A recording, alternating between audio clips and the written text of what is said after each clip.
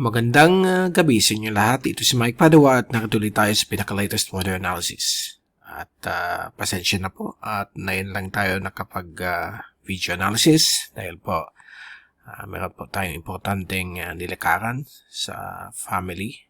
Okay? Emergency po ito. Kaya ngayon lang tayo.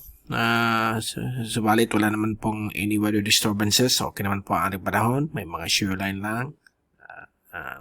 Yung amihan dyan sa dulong hilagang Luzon. At gusto ko po rin pasalamatan ang lahat po na nag-greet sa atin na aking kaarawan kahapon, December 5. At nag-celebrate naman po tayo ng simpleng dinner dyan po sa Shakey's Naga sa may Avenue Square. Shout out po kay Mr. J. Antonio. Maraming salamat po sa inyong servisyo, okay, sa amin. At ayun, salamat din sa lahat na nag-greet sa aking kaarawan. At least ang wish natin ay sana wala ng bagyo na pumasok na yung buwan ng Disyembre. At kung mayroon man, sana lumihis po ito sa ating kapuluan. At meron tayong binabantayan lalo na sa bago magpasko. Hopefully, hindi po ito dumadaan sa ating kapuluan. At sana hindi po matuloy. But babantayin po natin. Okay?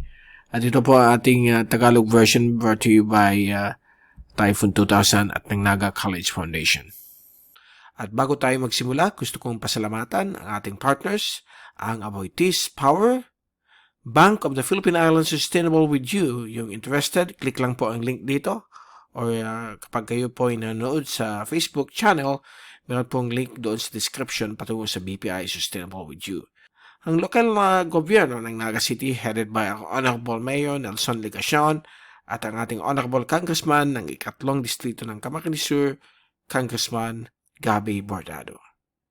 Umpisa na natin ang pinaka-latest update. Ito po yung latest GovSat ginawa natin kahapon, December 5. Valid po ito hanggang sa darating pong Sabado o bukas, December 7. At mayroon pa rin shoreline dito sa may dulong hilagang Luzon. At kasama po ang hanging amihan. Subalit po ang shoreline nagsimula na pong humina. Bagamat meron naman pong panibagong amihan na babagsak po dito sa may area po ng Luzon, kasama po ang Bicol. At yung shoreline mukhang aabot lamang po dito sa may area po ng Northern Quezon, sa may Pulilio area. Okay, wala po tayong natatanawan na any LPAs o bagyo na posibleng mag-form sa loob ng 3 araw. But next week, baka may hinang LPA or surface trough na dadaan po dito sa may area po ng Mindanao. Okay?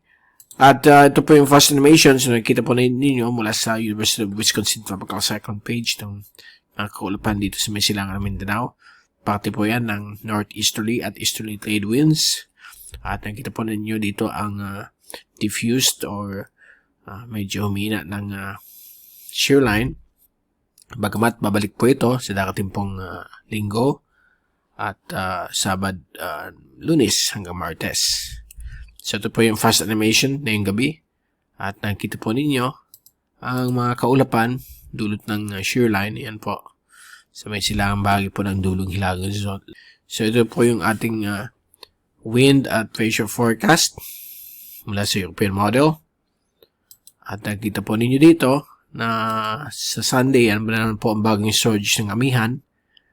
At sa Lunes, bababa po ito sa may area po ng Pulilio Island, sa may northernmost part ng Bicol region, sa may Cam Norte, yan po, Calaguas. So magiging mahangin po yan hanggang 60 kilometro bawat oras ang bugso. Pagdating Martes, balik ulit siya dito sa may dulong hilagang Luzon, sa may Cagayan Valley, yung silangat at hilagang bahagi nito, yung coastal areas. Magiging mahangin po dyan. Okay.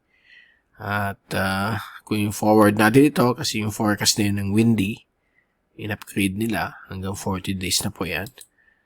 Kung ilalampas po natin hanggang 1 linggo, which is mataas ang uncertainty, mababa ang probability, ay mukhang sa susunod na weekend December 14 and 15, may panibagong surge naman ng amihan and medyo malakas po ito at bababa po dito hanggang sa may Eastern Visayas. Maging mahangin, malamig at yan, may mga drizzles o may mga malilit na patak ng ulan at meron po dito mukhang mag-form na low pressure system sa darating pong December 16.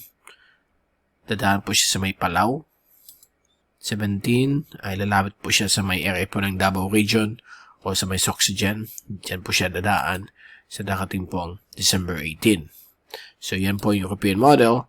Samantalang American model ay same rin pinapakita, bababa yung amihan at yan po yung LPA na mukhang gusto maging depression but siguro LPA lamang po ito. At sa 18 din, tatahak po dito sa may Davao region or Soxygen. So yan po ang mga latest na yon mula sa medium to long range forecast. Halos more than 10 days po yan. So usually, ang probability po niyan ay napakababa, less than 20%. At highly uncertain. Hindi pa po yun sigurado. So, focus muna tayo for the next 5 days.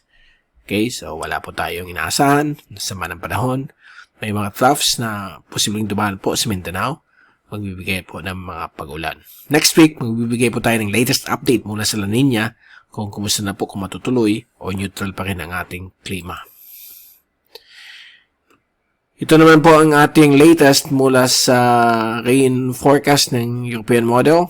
At bukas po, Sabado, ayan po, may shear line, yung diffused or pahinang shear line dito sa may coastal areas ng Isabela at Cagayan. Medyo 50, more than 50 millimeters yung inaasahan. Sa Linggo, bababa po yun sa may Aurora. At sa Lunes hanggang sa Martes, bababa po yun dito sa may area po ng Aurora at Northern Quezon kasama po Pulillo. May konting ulan din dito sa may coastal areas ng Camarines Provinces kasama po ang Catanduanes at Eastern Albay. Gayon din ang Eastern Sorsogon. So may mga konting ulan mula 10 hanggang 50 mm. So yung mga ulan po dito, kita po ninyo dito ay mukhang aabot po ng 50 to more than 100 millimeters. May bahagi po ng Baler, Kasiguran. So, mag-ingat lang po sa posibleng mga pagbabaha at pag-uho ng lupa. Okay? So, yan po ang forecast hanggang sa Martes, Disyembre Agis. Samantala sa wave forecast ay mukhang bababa po ang amihan. Ayan po, kinakita po ninyo hanggang Martes. Bagsak po dito sa may silangan bahagi po ng Dagat Pilipinas at kanluran bahagi po ng Dagat Pilipinas ang malalaking alon na pwedeng umabot po hanggang 4 na metro. So, mapanganib po ito sa mga sasakyang pangdagat at mangingisda. Samantala po ang inland waters ng Pilipinas ay mula kalmado hanggang almost 1 metro po ang laki ng alon at suitable naman po ito sa mga mangingisda at mga paglayag sa karagatan, yung mga sea vessels. Okay? So, light to moderate ang alon po dito. So, yan po ang wave forecast. Bago tayong paalam, ito yung latest global tropics hazards outlook ng Climate Prediction Center. Valid po ito for the next 2-3 weeks na kung saan yung third week ay highly uncertain at hindi po sigurado. Less than 20% ang probability. Unahin natin ang week 2, Disyembre 11 hanggang 17. Nandiyan pa rin ang 20% probability of a tropical cyclone o pagbuo ng isang bagyo sa silangan at kanluran bahagi po ng Pilipinas sa may West at East Philippine Sea. But ito po ay hindi pa po sigurado kaya nga nasa 20% ang probability. Okay? But nakita natin sa latest, mukhang hindi naman po matutuloy. Baka LPA lamang. At sa pagdating ng ikatlong linggo, December 18 to December 24, sa may panahon ng bago magpasko, ay magkakaroon po tayo ng more than 50% above average rainfall sa Bicol, Mimaropa, Visayas at Mindanao. Ganun din po sa Sulu Archipelago. So, yan po ay dulot ng yung shear line, amihan, at yung hangin silanganin. But ito po ay highly uncertain pa po. Less than 20% probability dahil po 3 linggo po yan. Okay? So, yan po ang pinaka-latest natin na yung weekend of December 7 hanggang 9. At babalik ulit tayo next week sa ating latest update sa ating panahon. Mula sa Typhoon 2000, ito si Mike Palong papaalam. Maraming salamat po sa inyong pagkikinig. At mag-ingat po tayo lagi.